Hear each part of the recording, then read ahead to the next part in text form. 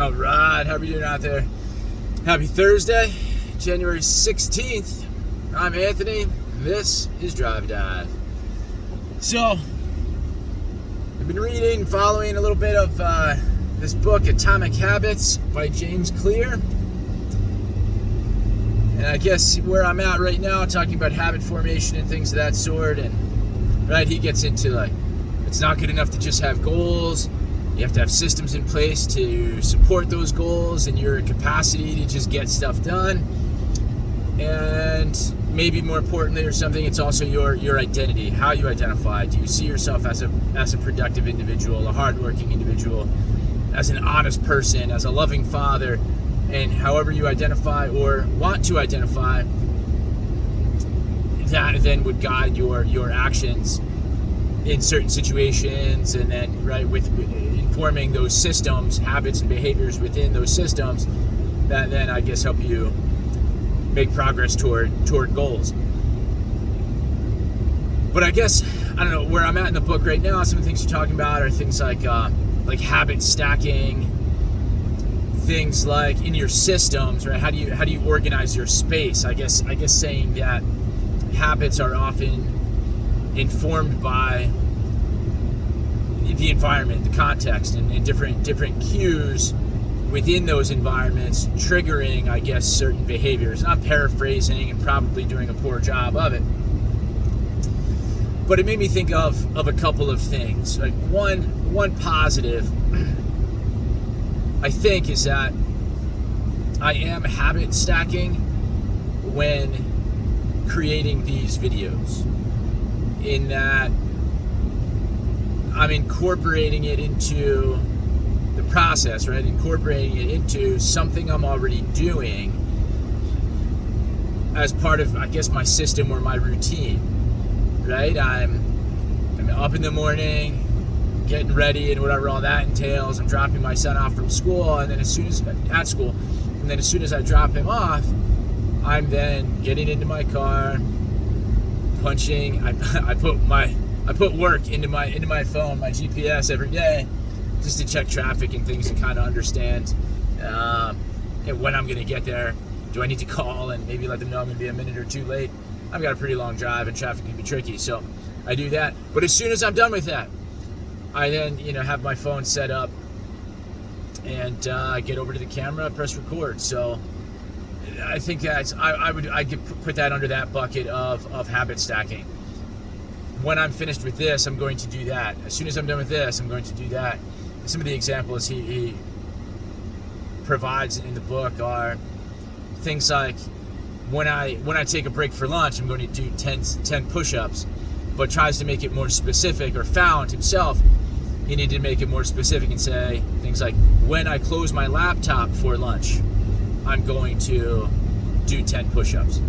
So you can build these positive habits, routines, productive behaviors into your already structured routine. So I think without really knowing it, without really having the verbiage to describe the actions and the process that I was engaged in finding the time to create these videos and be more productive in general, feel more productive, make something out of this long drive that really bothers me. But that's how James Clear, I think, describes that process, habit stacking. The other piece, and this is something where I need to improve, I feel, is he talks about, again, thinking about some of these different cues,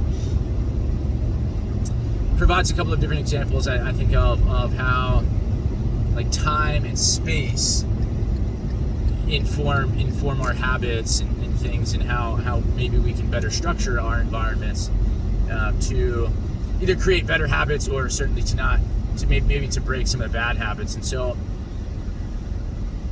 I guess what he shares is within his own life, when he decided to pursue a career as an entrepreneur, he found himself working a lot in his kitchen, and so then it wasn't really clear whether his kitchen table was a place for, or his kitchen in general, is that a place for cooking, Is it a place for eating? Is it a place for responding to emails, working on his computer? It was kind of this sort of catch-all space. And with everything kind of bleeding into one another,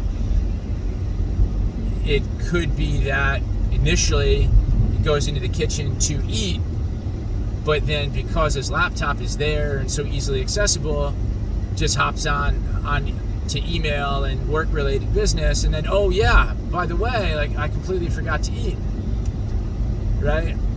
Or vice versa, go into the kitchen looking for the laptop, but turns out there are maybe cookies left out on the table, or he says that he wanted to eat more apples, and so he put the apples out on the table in some sort of display bowl. So, maybe initially my initial purpose was to go in there to get some work done, but now because these snacks are so readily available, I end up snacking, eating, and now so much time has gone by, and it's like, oh yeah, right, I was supposed to do this, I was supposed to do that.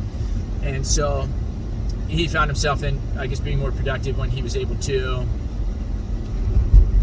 organize his home office, and now it became very clear, like, okay, this is the time and space, more importantly the space, for me to do work-related tasks, and then the kitchen is that space for cooking and eating.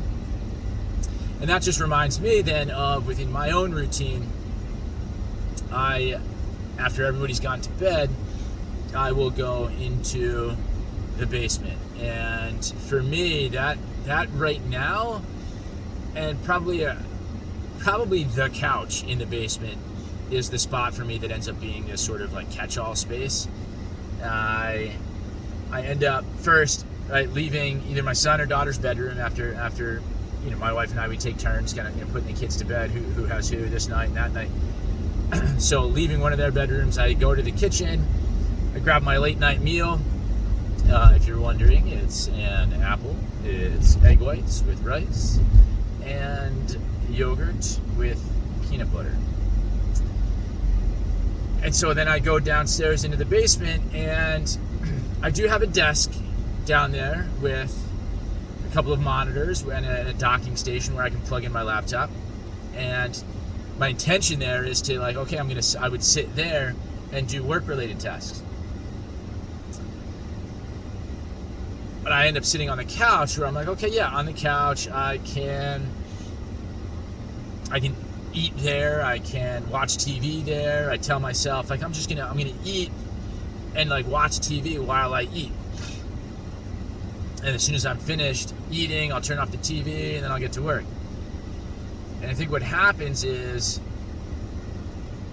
because that couch is such a multi-purpose space where I can easily do anything, it's like, well, if I'm going to sit there, why don't I just sit here and do those same tasks? So I end up sitting there, I finish eating, and then sometimes I don't turn off the TV. Or while I'm eating and the TV is on, I end up on my cell phone, and I'm done eating, or I finished the apple, and I dived into something, whether it's on the TV screen or on my phone. Or, all right, I finished the apple, right? But then, right, I never. And then later, it's like, oh yeah, I didn't eat the egg whites. And oh yeah, I still have to eat the yogurt. Or sometimes in between, like, okay, yes, I ate the apple, I ate the egg whites and the rice, and then I get into something, and it's, oh right, I'm supposed to have eat my yogurt now. Either get lost in the phone, or I get lost in whatever's on the TV screen, Netflix, Amazon Prime, whatever, Prime Video, and then I don't get the other things done, right? It's this habit of going to that couch, and then that as a cue, I think, is what then triggers all these other behaviors. And I think the thing is, right, he really describes it well, in that when you are in this space and there is this cue that could trigger multiple different behaviors, it's usually the easiest of those behaviors that gets triggered. So, right, and think about it, right? Sitting in that on the couch in that spot, I'm talking about things like eating, watching TV, browsing whatever on my phone, playing an online game on my laptop. The things I would like to do or need to do, grade papers. I mentioned like a spreadsheet one day and trying to update finances and make sure bills are paid and such. Right, there are all of those things, and yeah, what ends up happening, it's so true, are those easier tasks. Right? Eating's not a very difficult task. Watching TV is not a very difficult task. Scrolling on my phone, not a very difficult task. And then something like playing a game is likewise not difficult. And I would say all of those types of things are pleasurable, right? Are pleasurable, and I guess I was going to say like rewarding and not too I guess draining on the brain, right? They're not challenging tasks. They're fun. They're enjoyable. Whereas and those are things I want to do. Grading papers, finances, right?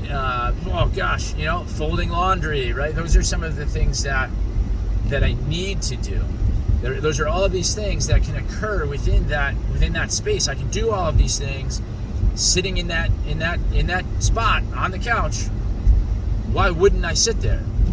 Well, right. That's the argument, is having these one location catch-all spaces ends up truly being counterproductive.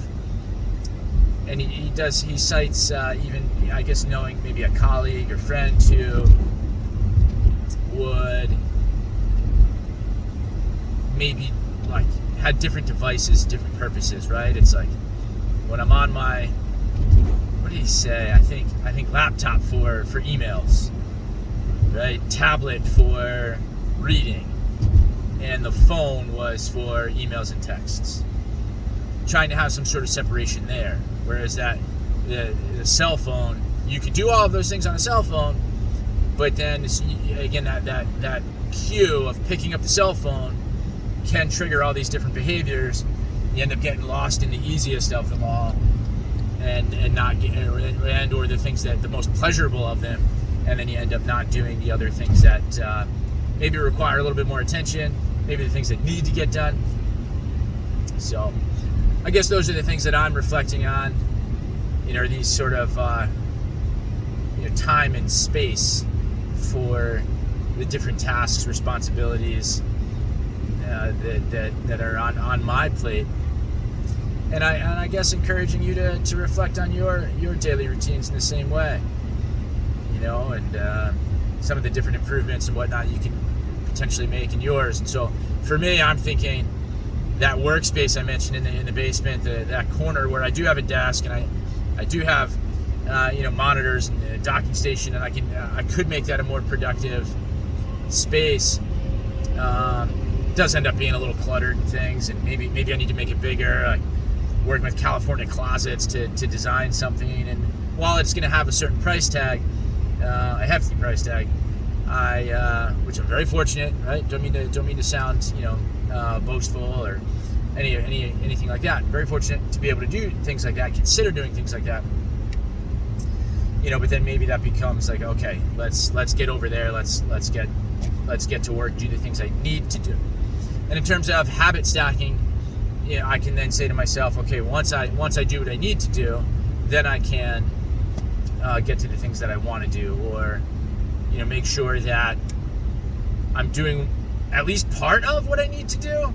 Maybe I can set a timer or something. I'm thinking, right? Set a timer. The things I need to do, let's focus on those for 30 minutes. The things I want to do, let's maybe give it 10 minutes or something.